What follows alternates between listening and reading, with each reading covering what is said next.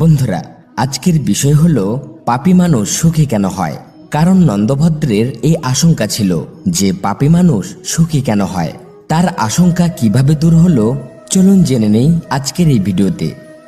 বন্ধু শোনো, আমি তোমার সমস্যার সমাধান করতে এসেছি। হে নন্দভদ্র, যিনি পূর্বজন্মে তামসিকভাবে দান পুণ্য করেছেন, সেই দান পুণ্যের ফল তিনি এই জন্মে পেয়েছেন। কিন্তু তামসিকভাবে যে ধর্মকর্ম করা হয় তার ফলস্বরূপ মানুষের ধর্মে কোনো অনুরাগ হয় না, আর সেই পাপীকে সুখী দেখা যায়। এমন মানুষ পুণ্যফল ভোগ করে নরকে যায়, এতে কোনো সন্দেহ নেই। হে নন্দভদ্র, এই বিষয়ে মার্কণ্ডেয়জি বলেছেন, এই কথাগুলো সবসময় মাথায় রাখা উচিত। যা 4 প্রকারের। প্রথম, যারা ইহলোকে সুখ ভোগ করে কিন্তু তাদের জন্য পরলোকে কোনো সুখ নেই। দ্বিতীয়, যারা ইহলোকে দুঃখ ভোগ করে তাদের জন্য পরলোকে সবই সুখ রয়েছে। তৃতীয়, এমন যারা ইহলোকে সুখ ভোগ করে তারা পরলোকে গিয়েও সুখ উপভোগ করে।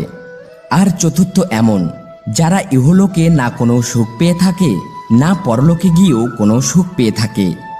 যাদের পূর্বজন্মে অর্জন করা সব পুণ্য সমাপ্ত হয়ে গেছে, তারা ইহলোকে পরম সুখ ভোগ করে।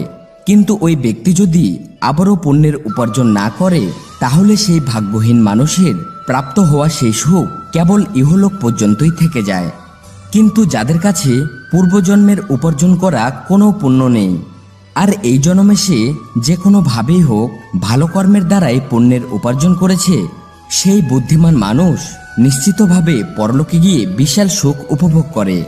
যাদের কাছে পূর্বজন্মের উপার্জন করা পুণ্য এখনো আছেই, কিন্তু তবুও সে এই জন্মেও ভালো কর্মের দ্বারাই পুণ্যের উপার্জন করল, এমন বুদ্ধিমান মানুষ কিছুই হয়ে থাকে।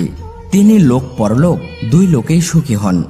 হে নন্দভদ্র, যার কাছে পূর্বজন্মের কোনো পুণ্য নেই আর এই জন্মেও সে কোনো পুণ্য উপার্জন করল না, এমন মানুষ না তো এই লোকে কোনো সুখ পেয়ে থাকে, না তো পরলোকে গিয়ে কোনো সুখ পেয়ে থাকে।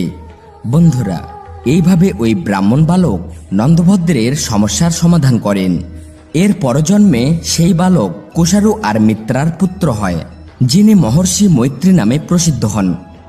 তো বন্ধুরা, ভিডিওটি ভালো লাগলে অবশ্যই একটি লাইক করে দিবেন আর কমেন্ট বক্সে পুরো শ্রদ্ধার সাথে লিখবেন, জয় শ্রীকৃষ্ণ, রাধে রাধে।